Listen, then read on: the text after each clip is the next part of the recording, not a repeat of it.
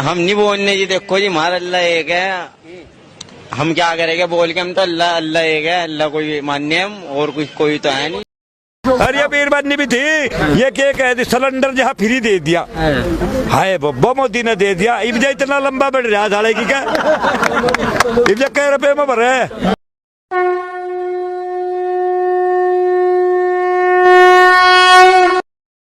नमस्ते दोस्तों, आप सबका एक बार फिर से स्वागत है आपके अपने YouTube चैनल सत्य सनातन में। आज है 9/11 और आज ही के दिन अमेरिका के ट्विन टावर्स ढा दिए गए थे इस्लामिक आतंकवादियों के द्वारा, जिसके बाद में ओसामा बिन लादेन को ढूंढकर पाकिस्तान में मारना एक बहुत बड़ा मिशन बन गया था अमेरिका का। और उसके बाद में अफगानिस्तान में अमेरिका की पैरेलल गवर्नमेंट चलती रही, लेकिन अभी 20वीं वर्षगांठ होने से जस्ट पहले ही अमेरिका के दिमाग में पता नहीं कौन सा प्लास्टिक का कीड़ा उछला और उसने यहां पर वापस तालिबानी हुकूमत को सत्ता सौंपते हुए वहां से क्विट कर लिया। ऐसे समय में तालिबानी हुकूमत तो जश्न मना रही है, लेकिन अमेरिका के अंदर गम शोक का माहौल है, डर का भी माहौल है।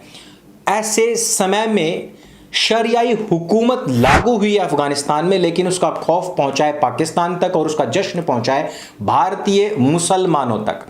पाकिस्तान ने अभी से कह दिया है कि जिस प्रकार से अफगानिस्तान में महिलाओं को हर रूप से बैन कर दिया गया है, स्कूल कॉलेज से निकाल करके बाहर कर दिया गया है, क्रिकेट टीम को डेमोलिश कर दिया गया है, महिलाओं को सिर्फ और सिर्फ एक सेक्स स्लेव बना करके रख दिया गया है, क्योंकि शरिया में ऐसा ही लिखा हुआ है।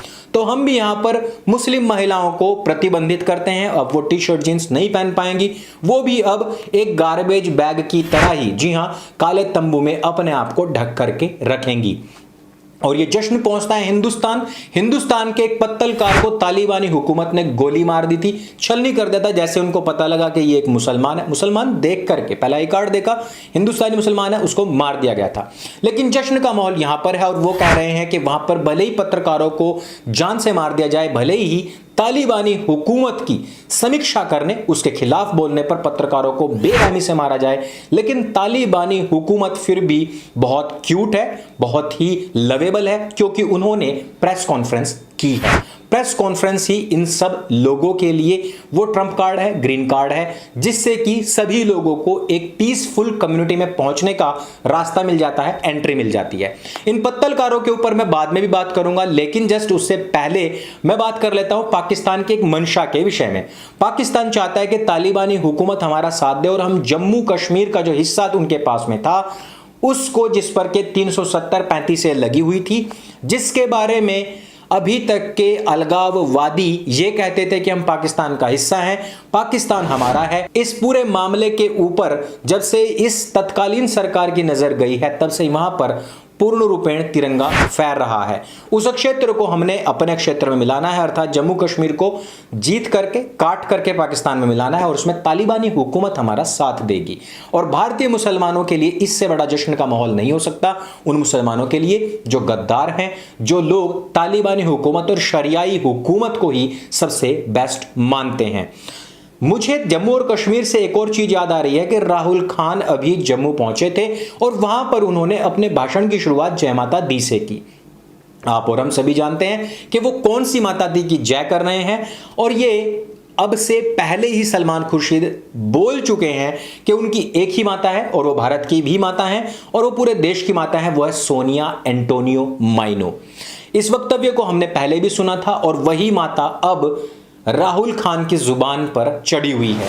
यह वही राहुल खान है जो कि खतनाधारी राजीव के पुत्र हैं और फिरोज जहांगीर के पौत्र हैं और इंदिरा नेहरू इनकी दादी है और इनके पूर्व के जो लोग थे उनके खानदान पर अभी तक भी संशय है, जिनकी माताजी खुद इटालियन कैथोलिक क्रिश्चियन हैं।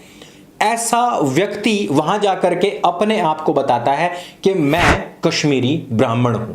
अब मुझे तो नहीं पता भाई कि इतनी घालमेल होने के बावजूद भी कोई व्यक्ति कैसे अपने आप को कश्मीरी ब्राह्मण पंडित बता सकता है, यह तो भगवान ही जाने।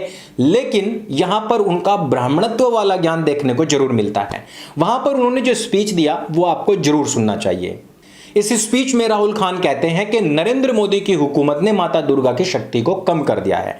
माता दुर्गा का जो स्वरूप है हिंदू सभ्यता में, जो हिंदू लोग उसको मानते हैं, उस स्वरूप के अनुसार माता दुर्गा की प्रार्थना, उपासना और उनका ध्यान करने से और उनके बताए हुए मार्ग पर चलने से, उनके जैसे व्यक्तित्व का पालन करने से लोगों को शक्ति मिलती है। क्या ऐसे किसी शक्ति स्वरूपा की शक्ति को कोई व्यक्ति कम कर सकता है? यही राहुल खान जी का ब्राह्मण वाला ज्ञान है, जिसके साथ में चल करके वो हमेशा अपने खून की ही बात बोलते हैं जो उनकी रगों में दौड़ रहा है, अर्थात गैर हिंदू वाला। जिनकी दादी ने खुद किसी हिंदू से शादी नहीं की, जिनके पिताजी ने हिंदू महिला से शादी नहीं की, जिनकी खुद की बहन ने किसी हिंदू से शादी नहीं की, वो आज हिंदुत्व की बात कर रहे हैं।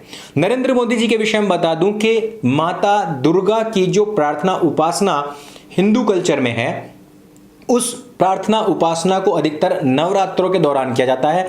वर्ष में 2 बार नवरात्रि आते हैं और दोनों बार नरेंद्र मोदी जी इतना कठोर तपश्चर्या करके इस व्रत को करते हैं कि राहुल खान जी उसके बारे में सोच भी नहीं सकते हैं। चाहे उनका जो वर्क शेड्यूल कितना भी हेक्टिक हो, चाहे उनके कितने भी बाहर या अंदरूनी दौरे हों, और चाहे उनके कितने भी भाषण और रैलियां हों, वो उसी कठोरता के साथ में इन नवरात्रि व्रत को करते हैं।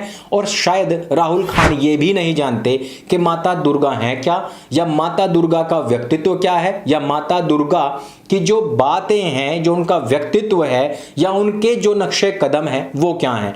लेकिन राहुल खान अपने गैर हिंदू होने का पूरा परिचय वहां पर दे करके आए हैं, और पत्तलकार इन सब चीजों को ऐसे स्प्रेड करने के प्रयास कर रहे हैं जैसे कि राहुल खान से बड़ा कोई हिंदूवादी हो ही नहीं।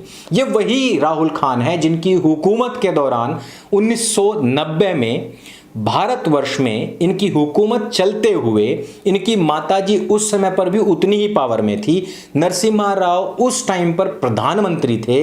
ऐसे समय में हिंदुओं को, 5 लाख हिंदुओं को इन्हीं की ही सर्वप्रिय कौम के द्वारा भगाया गया था, मारा गया था, मस्जिदों से अनाउंस किया गया था कि इनकी महिलाओं को उठा लो, पुरुषों को यह प्रदेश छोड़ करके भाग जाना चाहिए महिलाओं के बिना। इन सब के बावजूद कि जहां अब तक भी राहुल खान कश्मीरी हिंदुओं के विषय में एक शब्द ना बोले हों, ऐसे में कश्मीरी हिंदुओं को आगे आकर के राहुल खान जी से कुछ तो सवाल पूछने ही चाहिए, और उन पत्तलकारों को भी जवाब देना चाहिए जो पत्तलकार इस विषय को बढ़ा चढ़ा करके दिखाने का प्रयास कर रहे हैं। और वही पत्तलकार जो अफगानिस्तान में पीटे गए पत्रकारों के विषय में एक शब्द भी नहीं बोल रहे हैं। ये वही पत्तलकार हैं, भारतीय पत्तलकार, जो चाहते हैं कि हिंदुस्तान में शरिया कानून लागू हो। ये वही अरफाएं हैं जो कहती हैं कि हमें शरिया कानून तो लाना है, लेकिन संविधान पर चल करके हमें संविधान का टूल की तरह प्रयोग करना है, लेकिन हमारा अंतिम गंतव्य हमारा शरिया कानून ही है। शब्दों को किसी भी तरीके से जलेबी की तरह मोड़ और तोड़ करके अरफा यूज कर ले, लेकिन हम बैठे हुए हैं कि हम उन शब्दों में से असली चीज निकाल करके आपको बताते रहेंगे और ये वीडियोस आपको बार बार दिखाते रहेंगे। लेकिन ये लोग ये नहीं बता रहे कि उसी देश के अंदर महिलाओं की क्या दुर्गति है, उसी देश के अंदर महिलाओं को किस बेरहमी के साथ में पीटा जा रहा है। यहां मैडम घोंसले वाली छोटे कपड़ों में सेल्फीज लेकर के सोशल मीडिया पर पोस्ट करती हैं। आरफा अपनी बॉडी को एकदम फिट दिखाने के लिए फोटोशॉप करके लोगों को भेजती हैं। दूसरे वाली जो मैडम है वो भी अपने आप को खूब प्रदर्शित करती हैं, लेकिन क्या वो इस बात को भूल जाती हैं कि तालिबानी हुकूमत में आपको अपने शरीर को फोटोशॉप करने की आवश्यकता नहीं पड़ेगी, छोटे कपड़े पहनने की आवश्यकता नहीं पड़ेगी, क्योंकि पढ़ने वाला हंटर ही आपके कपड़े भी उधेड़ देगा और आपके शरीर को खुद ही टोन में ले आएगा। महिलाओं के विषय में इस्लाम शरिया क्या कहता है ये सारी की सारी पत्तलकार जानती हैं, लेकिन हो सकता है कि इनको उसी में ही ज्यादा आनंद आता हो। इसी वजह से वो तालिबानी हुकूमत, शरिया कानून की इतनी ज्यादा पैरवी कर रही हैं। अंत में चलते चलते एक खुशखबरी आप लोगों के लिए कि जौहर यूनिवर्सिटी, ये जौहर वही है जिसने कि भारतीय हिंदुओं को मरवाया, ये वही जौहर था जिसने कि पाकिस्तान के बंटवारे के लिए कार्य किया। इस जौहर यूनिवर्सिटी जिसको कि उत्तर प्रदेश का एक गुंडा आजम खान बनवा रहा था, उसकी 70 की 70 एकड़ जमीन वापस यूपी गवर्नमेंट ने ले ली है। इस पर कोई कब्जा नहीं हुआ है, किसी भी प्रकार का कोई भी अनुशासनहीनता नहीं हुई है। पिछली गवर्नमेंट ने गैर कानूनी तरीके से जौहर यूनिवर्सिटी बनवाने के लिए जमीन दे दी थी, जो कि एक सरकारी जमीन थी और जिसको इस प्रकार से नहीं दिया जाना चाहिए था। और चलते चलते एक वीडियो क्लिप जो कि आप सभी लोग प्लीज राकेश डकैत तक जरूर पहुंचाएं, जो अल्लाह अकबर के नारे लगा रहा था। उसके बाद जब मुसलमानों से पूछा गया कि क्या आप हर हर महादेव के नारे लगाएंगे, तो उसके बाद में उन लोगों का क्या कहना था। ये सारे के सारे वीडियो क्लिप्स, स्क्रीनशॉट्स मैं नीचे पिन कमेंट में सत्य सनातन टेलीग्राम ग्रुप पर डाल रहा हूं, वहां से इनको उठाइए और सोशल मीडिया पर पोस्ट कीजिए। राकेश डकैत को टैग कीजिए और इन सभी रिपोर्टर्स को भी टैग कीजिए, राहुल खान को भी टैग कीजिए। राहुल खान से सवाल पूछिए कि तुम उस वक्त कहां थे जब 5 लाख हिंदुओं को मारा जा रहा था, उनकी बहन बेटियों की अस्मत लूटी जा रही थी। क्योंकि सवाल नहीं करेंगे तो आपका अधिकार इसी प्रकार से छीन करके अपनी एंटोनियो माइनो माता की जय जयकार वैष्णो देवी के प्रांगण से होती रहेगी। मेरे संग बोले सत्य सनातन वैदिक धर्म की जय। जय हिंद, वंदे मातरम।